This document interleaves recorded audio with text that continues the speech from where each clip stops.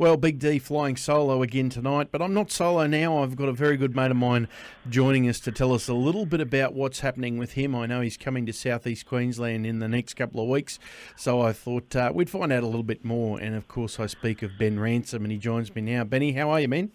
Hey, Darren, I'm really good, mate. How you going? Mate, I'm so good. A little lonely in the studio all by myself, so I'm glad you've had time to have a bit of a chat with us. Oh, thank you very much, and thank you very much for having me. And hello to everyone that's tuned in, and love to Tracy. I'm sure she's listening. Yeah, she'll be sitting back there giving orders to the nurses, so that's all right. Mate, congratulations! That's what I got. Congratulations on the single "Mama, I'm Coming Home." It's mate, we've been playing it the last couple of weeks here, and I said in the studio, listen to this. I said, "Gee, this is a good song. I really like this." So, well done. Thank you very much. Yeah, it was an interesting choice. It was a song that I'd written a little while ago. I was for those that don't know, I lived over in London for a little while. I lived over there for about 2.5 years, and it's so great to get out and see the world and travel around, live overseas.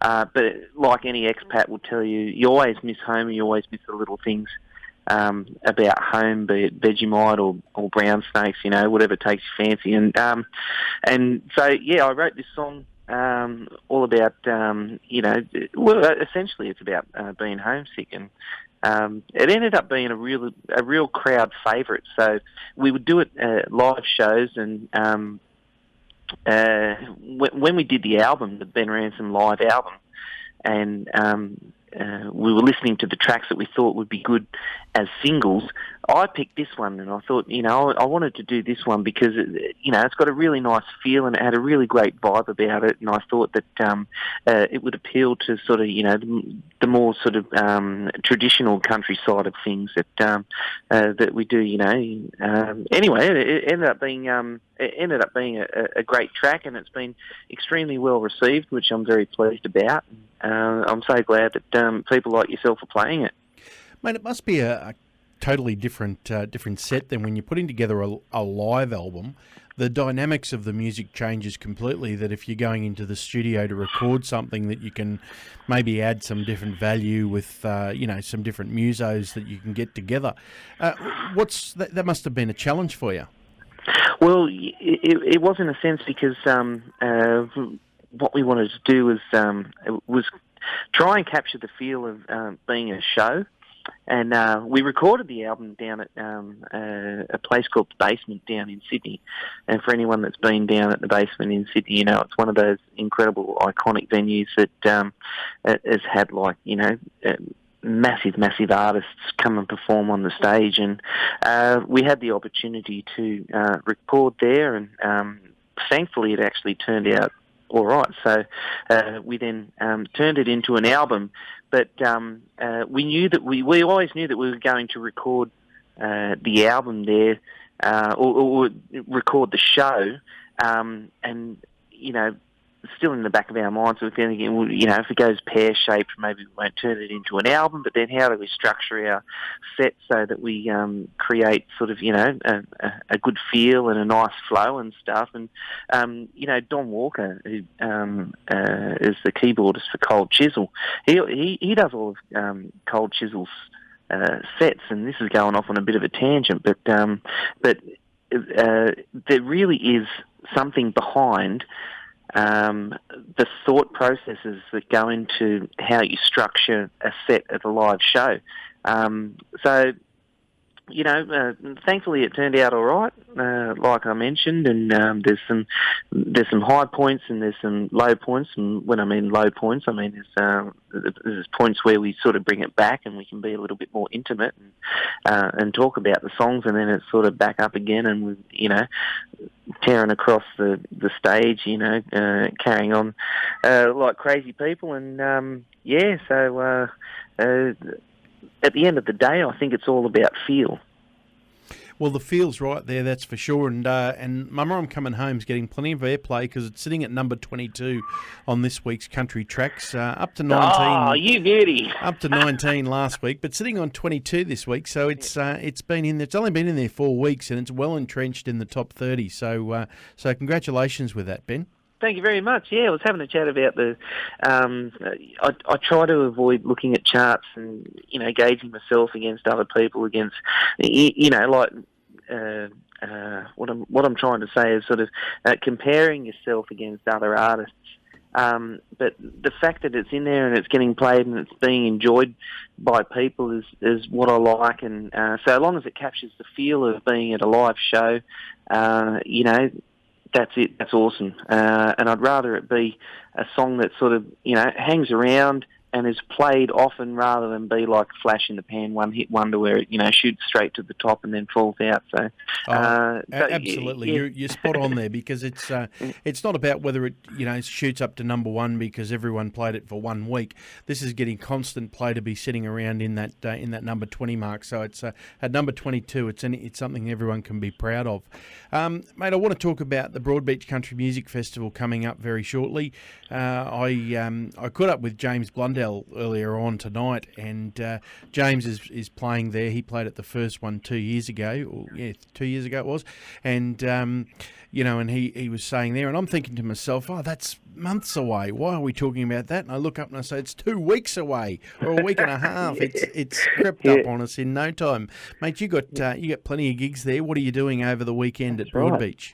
Yeah, well, the big one on the Friday down on the mall stage. That's kicking off about 4:20 p.m. And I'm right in amongst some fantastic artists there, so there's going to be a brilliant start to the festival. Then we've got a smaller show across the road at the Empire Hotel, and then finishing off the weekend on the Sunday at Grumpy's with a full band show. And I met James Blundell many years ago for the very first time at a pub. And I've got to tell you, he's one of the most fantastic, down-to-earth guys. And I watched his set, and he performed solo, and he was enthralling to watch. His stories and his the way he played and his voice and everything. Really, sort of was one of the things why I wanted to get into performing this style of music. And as fate would have it, a couple of my good mates, all the years down the track, who will be performing with me over the weekend, the bass player and the fiddlist, are actually playing with James Blundell. So I'm sure that I'll get the opportunity to go and say hello to him once again and say how much of an inspiration he was all these years later. And you never know, Darren. I may be able to convince him to jump up and do a spontaneous rendition of Way Out West. Oh, we'll make it happen. How's that? We'll make it happen. That be good? Sensational. Hey, plenty of other things after Broadbeach. Now you're doing a snow tour as well for those people who are going to be down around Perisher over the week in July. You're doing the snow tour, so you're getting to sit on Broadbeach on the beautiful sunny coast, and then you're going to go skiing, mate. How good is your life? How's that? I know, what a great life. And Broadbeach is my favourite area on the Gold Coast. Don't tell anyone else, in the surrounding areas. Broadbeach is my favourite place on the Gold Coast. I wrote my first hit song, Bourbon and Sunsets, on the third floor of South Pacific Plaza up there on Broadbeach, and there's a lot of memories associated with that area. And then I get to go down to the snowfields and play there for a week, and was sort of everywhere in between. And then like the second half of this year is actually very exciting because there's stacks of stuff coming up, and not to mention a few other festivals, Denny Ute Muster, Airlie Beach, another big one in Sydney, the Sydney Country Music Festival, which is just going from strength to strength. So there's lots and lots going on and lots to look forward to. And this is all before even the excitement of Tamworth 2016. Now, I do notice for the people that are going to be down just south of Sydney as well, you're going to be supporting Mark Seymour. So are you going to throw your arms around him, are you? Yeah, how cool is that? I've never done a support for Mark Seymour before, although I have met him, and I tell you what, he's a lot shorter in real life than I realised. And but this will be the first time that I get to play the support act, and I mean, what a songwriter, what an amazing Australian artist, and you know what, Darren, actually going back to like, you know, songs hanging around in the chart. You know that song "Throw Your Arms Around Me"? Yes. It was never a massive hit in the charts, but it's one of those songs that is entrenched in Australian culture, and it's just one of those iconic Australian songs. So yeah, you never know. It could be "Mama, I'm Coming Home." Could end up like that. I don't know. Absolutely, and every time we think about Queensland winning the Sheffield Shield for the first time, we always go back to the Holy Grail. So that should that should be a great night. So if you want to jump on Ben Ransom's website, you'll be able to find out all about that. Mate, time's on the wing. We better get going. We're going to play "Mama, I'm Coming Home." Mate, guys, if you haven't heard the song, tune in, have a listen to this. It's fantastic, and